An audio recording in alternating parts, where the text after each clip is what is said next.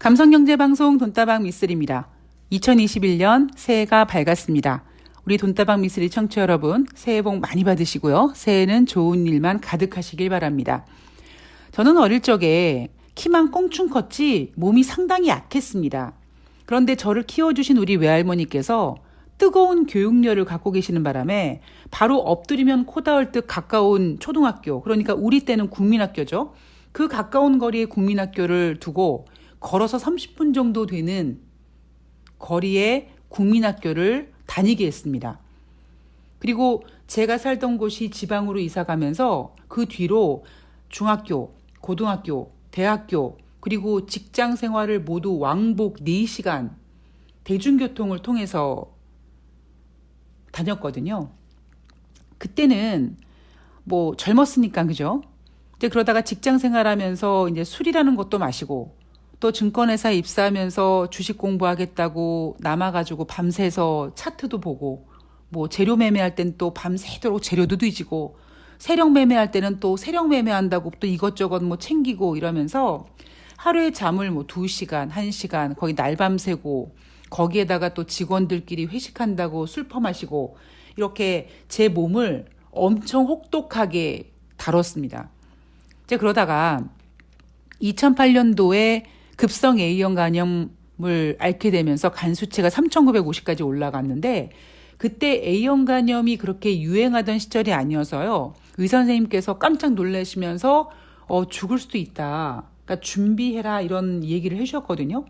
근데 그때 제가 제 인생에서 피나레를 날릴 때였습니다. 정말 돈도 잘 벌 때였고요. 잘 나갈 때였습니다.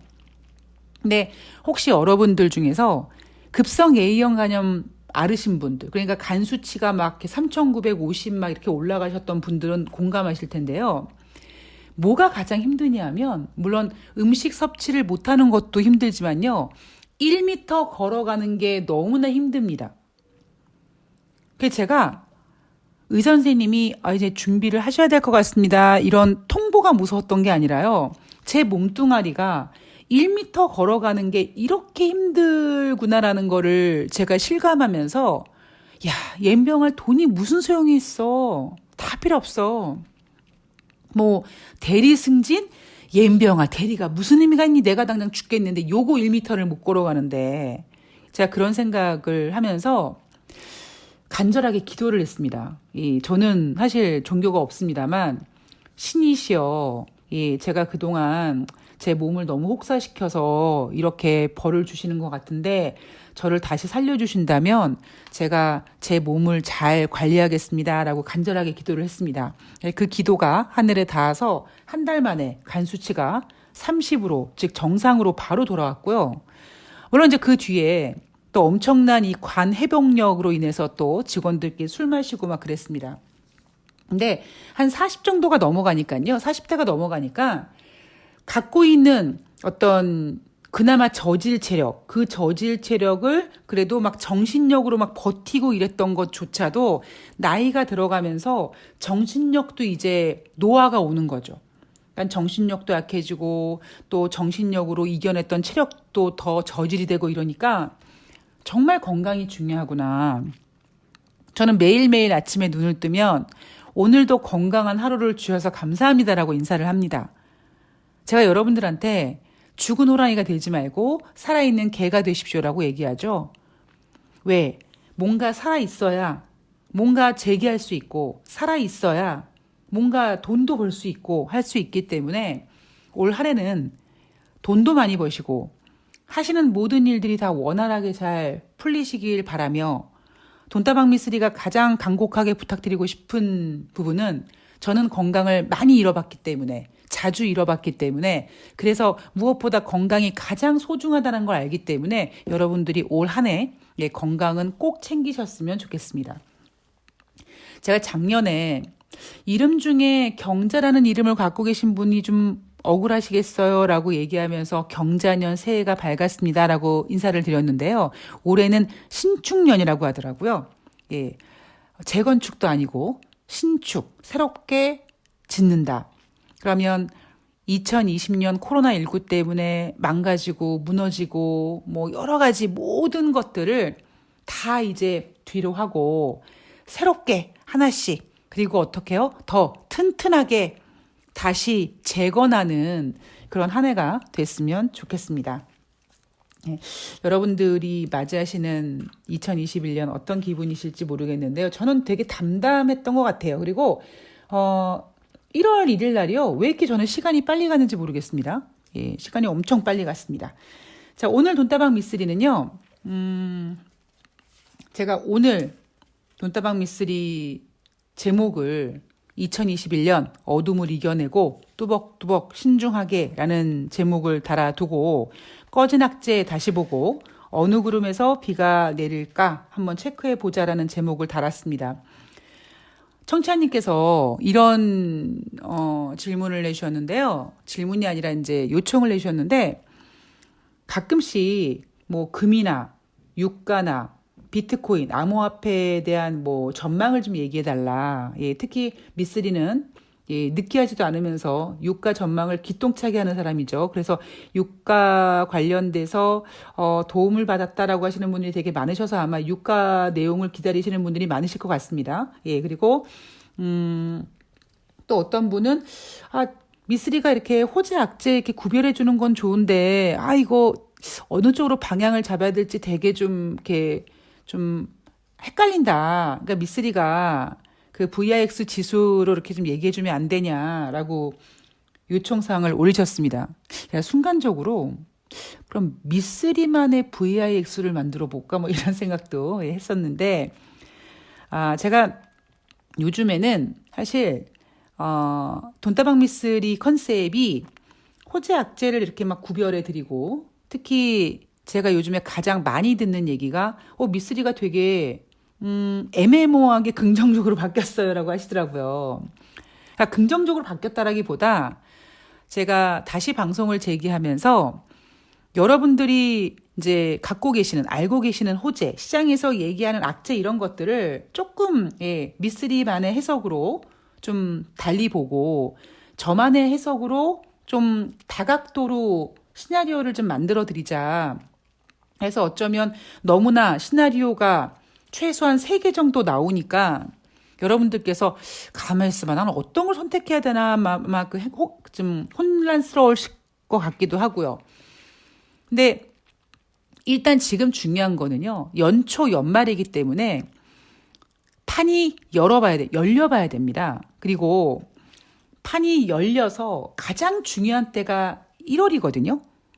아마 지금 분위기 같은 경우에는 연말에 엄청난 상승으로 휘나레를 날리고 끝났기 때문에 1월달 또 1월 효과 얘기 나올 겁니다. 제가 말씀드렸죠. 지금 상황이 작년과 흡사합니다. 그런데 작년에는 즉 2019년 연말에 이런 분위기였습니다. 물론 요것보다는 살짝 덜 현란스러웠어요. 그런데 2019년 말에는 미국과 중국의 무역 협상의 합의에 기대한 기대감 때문에 1월 달 기대가 컸었습니다만 코로나19가 터졌죠. 그리고 이번에는 동학개미라는 어떤 개인들의 파워로 증시가 이렇게까지 뜨겁게 상승을 하고 있습니다. 제가 여러분들한테 지금 뭐 금이라든가 유가라든가 뭐 암호화폐라든가 뭐 이런 얘기들을 전망을 해드리기가 좀 곤란합니다. 왜 곤란하냐면 여러분 돈은요. 돈이라는 거. 그러니까 제가 돈이라는 비교를 하지 말고 이렇게 비교를 해드릴게요.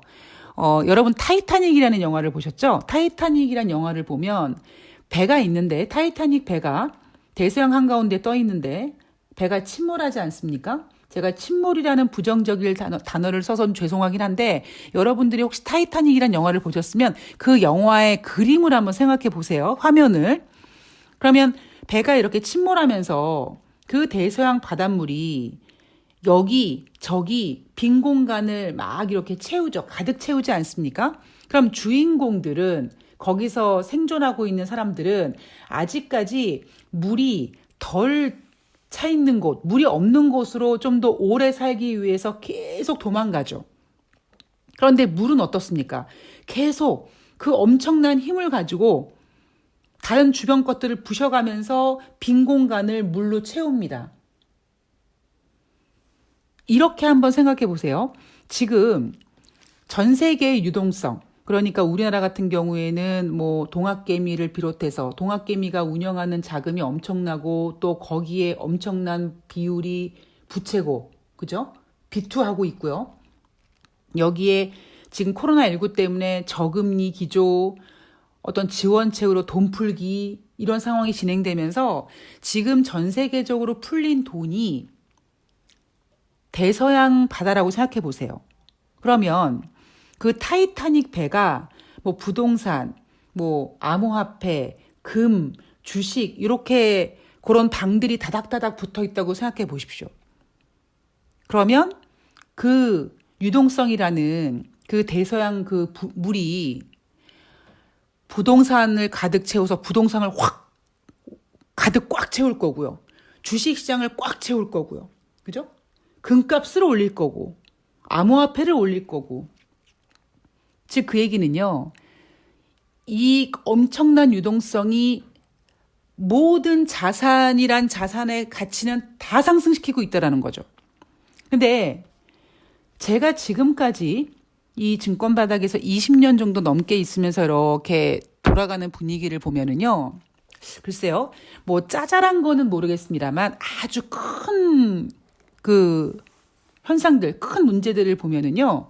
제 경험으로 보아 어떤 국가의 정책으로 부동산 가격을 잡은 적은 한 번도 없습니다.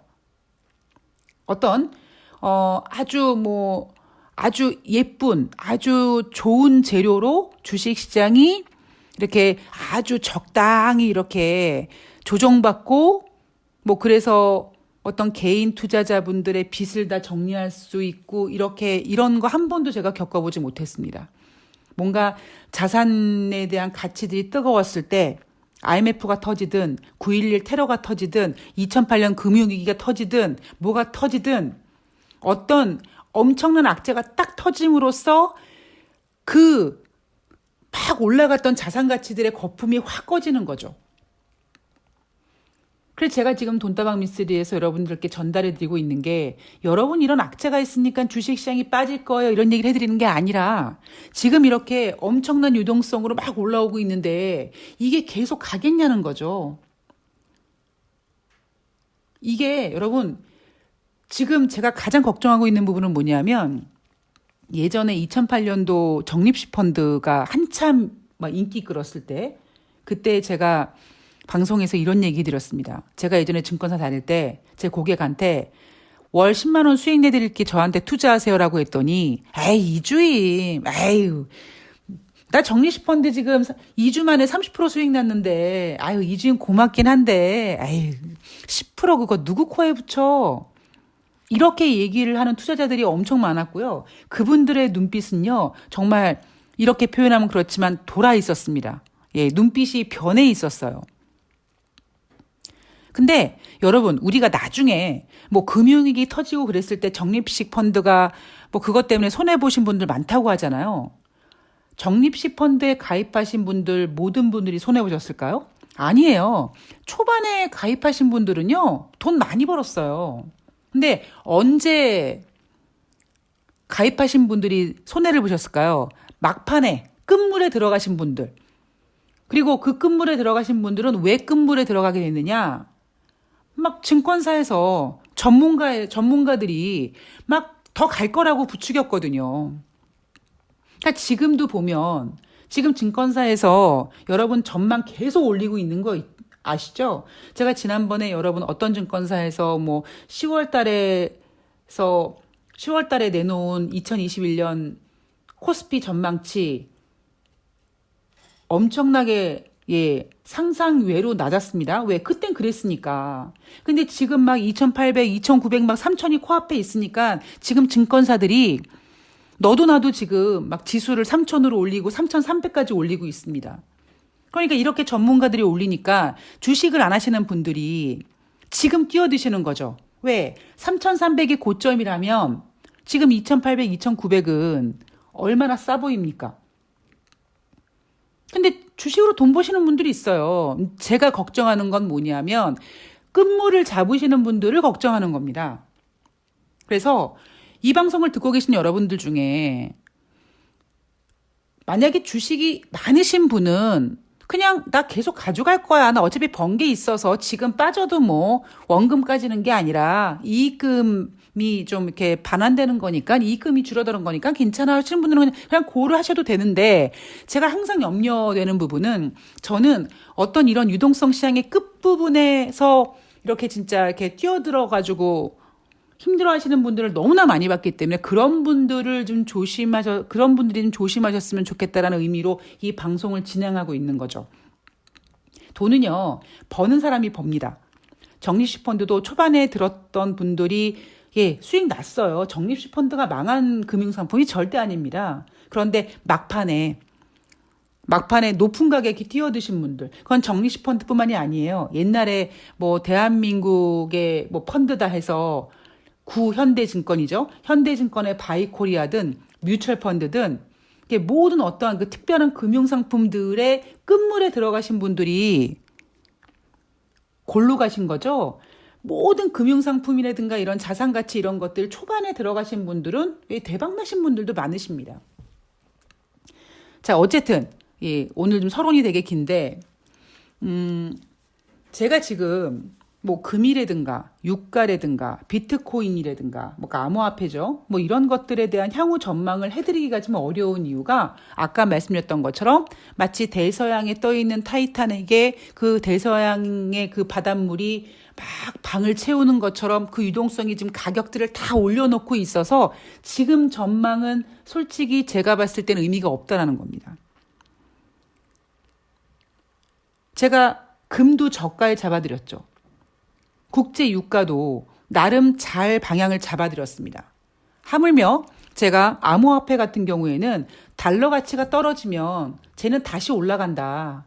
그런데 그때 못 올라갔던 이유는 뭐냐면 앞서서 계속 떨어졌던 이유는 뭐냐면 암호화폐를 막 그냥 투기성으로 들어갔던 사람들의 그 버블이 꺼지는 시간이 필요하기 때문에 못 갔던 거다. 그런 버블이 다 소화가 되면 다시 더 갈 수 있는 게 암호화폐라고 분명히 말씀을 드렸습니다. 근데 제가 요즘 최근에는 그냥 어떤 경제 상황 이런 거에 대한 호재와 악재 이야기만 해드리고 제가 왜 그렇게 해드리느냐 다 이유가 있겠죠. 예. 제가 지금 여러분 가장 더듬이를 앞세워서 더듬이를 막 세워놓고 고민하고 있는 부분이 뭐냐면 지금 이 판을 뭐가 흔들까입니다.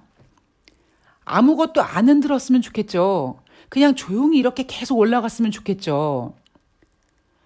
인생에 아무 걱정 없이 그냥 잘 갔으면 좋겠죠. 좋은 부모 만나서 뭐 좋은 학교 나와서 좋은 직장 들어가서 물론 작은 잔파도는 있지만 남자를 만나서 뭐 헤어지는 슬픔도 겪고 뭐 여러 가지 슬픔이 있지만 그래도 이렇게 결혼해가지고 알콩달콩 아이도 낳고 이렇게 이제 집도 사고 뭐 대출 받아서 집 샀는데 아이고 좀 이거 언제 대출금 갚나 이런 고민이 있지만 그래도 이렇게 가지 않습니까? 근데 여러분 그렇게 완만하게 인생을 사는 사람이 몇이나 됩니까? 그게 어찌 보면은 인생인데 분명히 제가 고민하고 있는 부분은 자꾸 제가 악재와 호재를 체크해드리는 이유는요. 호재는 말씀드렸죠. 호재는 나올수록 좋은 거예요. 호재는 나와도 이건 호재에 딴지를 걸 필요는 없습니다. 대신 이런 건 있습니다. 호재가 나왔을 때 저 호재는 약발이 얼마나 갈 것인가 이 정도는 한번 체크를 해봐야 되지만 제가 지금 필요한 거는 혹시 우리가 체크하지 못했던 악재가 있지 않을까. 그리고 또 한편으로는 악재라고 했는데 너무 겁내지 마시고요. 어차피 사람이 하는 일이니까 다시 한번 짚어보죠. 그래서 제가 호재로 둔갑시키기도 합니다. 그리고 결론적으로 지금 미쓰리 스토리대로 가고 있죠. 오늘 그 내용에 대해서 좀 하나씩 간단하게 짚어보고 나중에 시간이 좀 되면 제가 악재에 대해서 조금 더 부연 설명을 해드리도록 하겠습니다. 자, 우선 첫 번째. 소멸된 악재에 대해서 점검을 한번 해보죠. 꺼진 악재 다시 보자라고 제가 소제목을 달아놨는데 영국과 유럽연합이 결별했습니다. 자, 1973년 유럽연합의 전신인 유럽경제공동체에 가입을 한 영국은 2016년 6월 23일 51%, 즉 과반수가 살짝 넘는 표를 얻어서 브렉시트 가결이 됩니다. 이때 우리는 깜짝 놀랐죠? 에이, 설마 저게 되겠어? 근데 진짜 가결됐습니다. 그런데 여기에 브렉시트를 반대했던, 나는 그냥 영국이 계속 유럽연합에 있었으면 좋겠어를 원했던 그때의 테레사 메이 총리가 사임을 합니다. 왜 사임을 했냐면 브렉시트가 그렇게 잘 진행되지 않았어요. 그래서 제가 그때 이런 얘기 드렸죠. 아니, 테레사 메이 자체가 브렉시트 가결을, 그러니까 브렉시트를 원치 않는 사람인데, 어찌 보면 나는, 제가 만약에 테레사 메이 총리라면 나는 브렉시트 원치 않는데 총리라는 자리에 앉아 있는데 그 자리의 임무가 브렉시트를 해야 돼요. 즉 그 얘기는 뭡니까? 이렇게 표현하면 좀 그렇지만 몸과 마음이 따로 노는 거예요. 진행이 잘 안 됐습니다. 그래서 결국 메이 총리가 사임을 하고 강성인 보리스 총리, 즉 무조건 난 죽어도 브렉시트 해야 돼라고 외쳤던 보리스 존슨 총리가 총리로 역할을 맡으면서 브렉시트를 진행합니다. 자, 그래서 어찌어찌 해서 시간을 끌면서 예상보다는 좀 딜레이 됐지만 2020년 1월 이혼 합의서에 서명을 했고요. 나머지 부분, 즉 이혼은 했는데 재산 분할 같은 문제는 우아하게 미래관계 협상이라는 타이틀을 달고 조금 더 얘기를 해보자. 그 시한은 2020년 12월 31일이다. 그리고 그 미래관계 협상이 계속 진행이 됐습니다만 그것도 쉽지 않았습니다.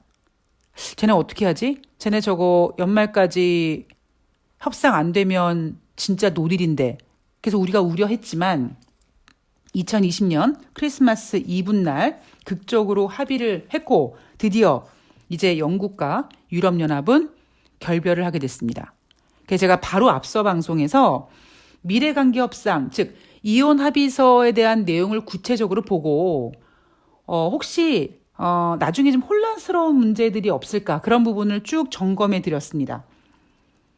여러분들께서 미래관계 협상이 어떤 내용인지는 앞서 방송을 들으시면 이해가 좀 되실 것 같고요. 그리고 이게 완전히 그냥 깨끗하게 심화이 된 건 아니구나. 근데 얘네가 왜 이렇게 막 극적으로 그러니까 돈 문제를 좀 이렇게 제외하고는 이렇게 대충 이렇게 두리뭉실하게 했나. 왜? 만약에 영국이 노딜 브렉시트가 되면 이 유동성 장세에 이 뜨거운 이 증시, 이런 분위기에 찬물을 끼얹는 범죄를 저지르게 되니까 자기가 고양이 목에 방울을 달고 싶진 않았던 거죠. 그래서 나중에 또 얘기하자. 왜? 사람이 하는 거니까 그냥 대충 합의 봤어. 퉁치고 나머지 금융이나 이런 부분은 다시 얘기를 하기로 했습니다. 자, 그리고 두 번째, 우리가 작년 이제 그 미국의 대통령 선거를 앞두고 가장 우려했던 부분이 트럼프 대통령이 꼰대짓 하면 어떻게 하느냐. 미쓰리가 여러분들한테 토닥토닥 해드렸던 이유는 걔는 지는 해예요. 걔는 지가 뭔 지랄 연병을 해도 대세의 흐름은 깰 수가 없습니다. 라고 말씀을 드렸습니다. 물론 자기가 개인적으로 선거에 연루된 게 있기 때문에 계속 선거를 좀 유리하게 좀 시간을 끌기 위해서 인정하지 않고 계속 저렇게 소송 걸고 그러지만 이미 지금 미국은요 트럼프 대통령 아웃 오브 안중입니다. 어느 정도냐면 2021년도 회계년도 국방수권법 거부권을 발의했습니다. 트럼프 대통령이요. 근데요 미국 상원에서 거부권 개무시했습니다. 그냥 2021년도 회계년도 국방수권법 그냥 유지하자. 계속 가자. 그러니까 트럼프가 지금 뭐만 계속 이렇게 딴지를 걸면 다 까이는 거죠. 왜 까이겠습니까? 지는 해거든요.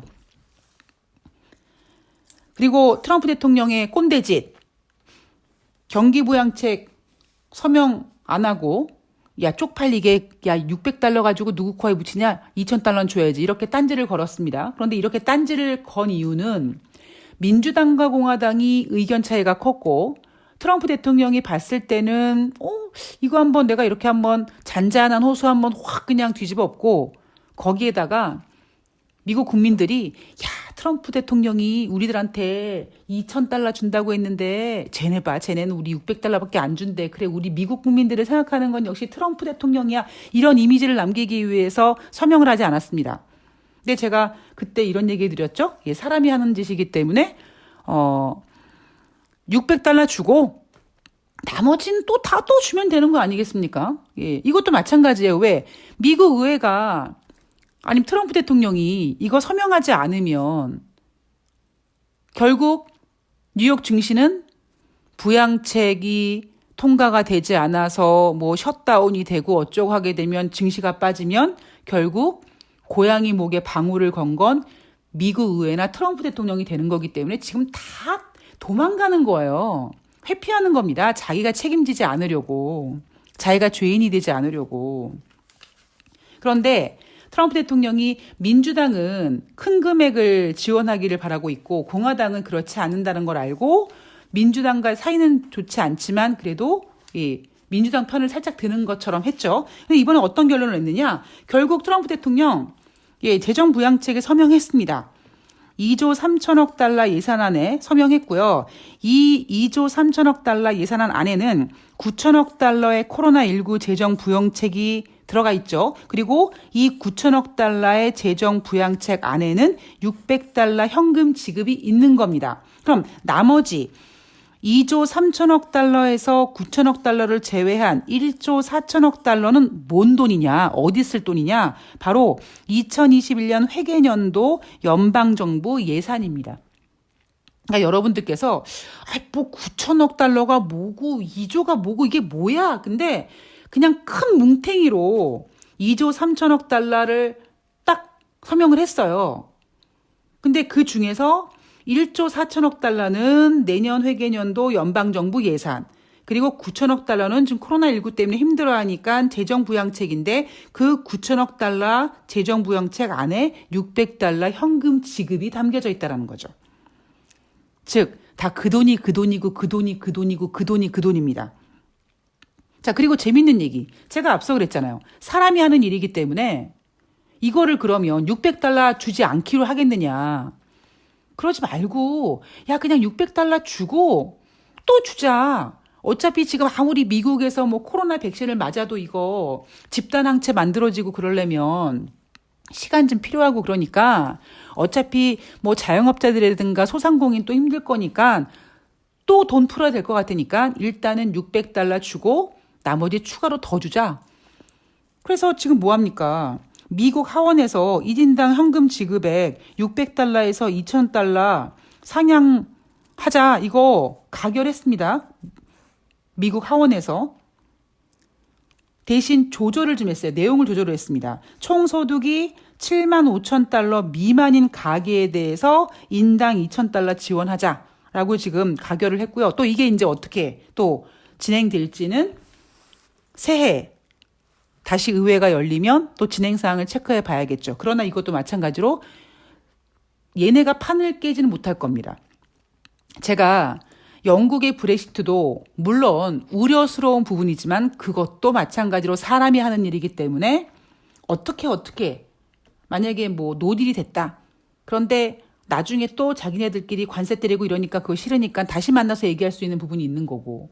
근데 결국 그렇게 되지 않았습니까? 형식상 미래관계 협상을 한 거지 내용을 뜯어보면 그렇게 한 것도 아니야. 그냥 두리뭉실 딜레이 시킨 겁니다. 미국 의회에서 재정정책도 지금 재정부양책도 마찬가지예요.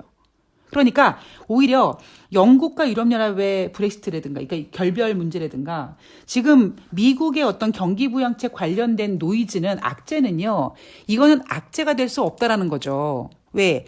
사람이 하는 일이고 얘네가 이걸 악재를 만드는 순간 모든 화살은 자기들한테 돌아갈 거기 때문에 얘네가 책임을 지지 않으려고 하니까 좋게 구렁이 담 넘어가듯이 다음 기회 하면서 이렇게 연장하면서 스무스하게 넘어갈 겁니다. 그러니까 이런 거는 사실 악재가 아니에요. 악재라고 할 수가 없습니다. 그래서 제가 자꾸 앞서 방송에서 이걸 우리가 우려하지만 사람이 하는 일이기 때문에 이게 호재로 둔갑될 수 있다. 더 좋은 기회가 될 수 있다. 뭐 $600 주지만 나머지 돈 더 줄 수 있다. 이런 얘기 계속 해드렸잖아요. 문제는 뭡니까?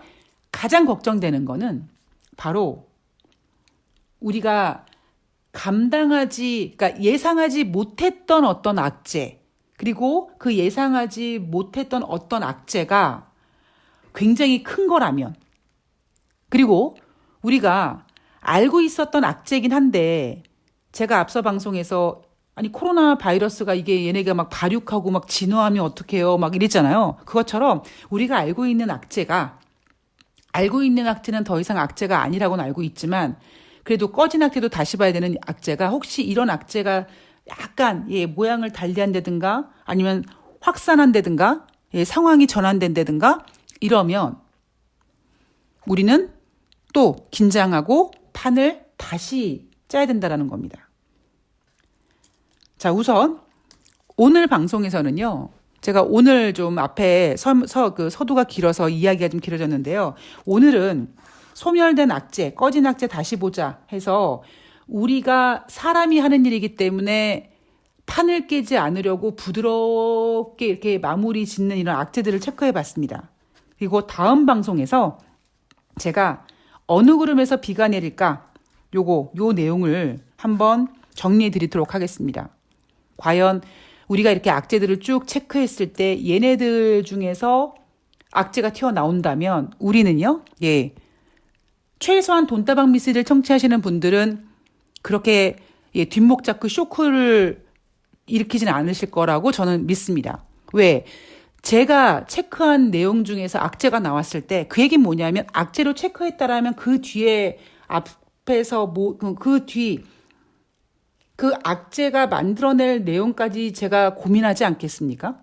그렇기 때문에 가급적이면 지금 상황에서는 이런 것들을 좀 체크해 보도록 할 거고요. 오늘 방송은 사람이기 때문에 가능한 거. 악재라고 하지만 호재가 될 수 있었고, 지들이 책임지고 싶지 않아서 두리뭉실하게 잘 넘긴 문제들. 그리고 다음 방송에서는 설마 그런 일이 있을까? 에이, 아닐 거야 라고 하지만 그럼에도 불구하고 악재니까, 챙겨놔야 되고, 그리고 그 속에서 우리가 꼭 체크해야 될 것들 정리해서 방송 올려드리도록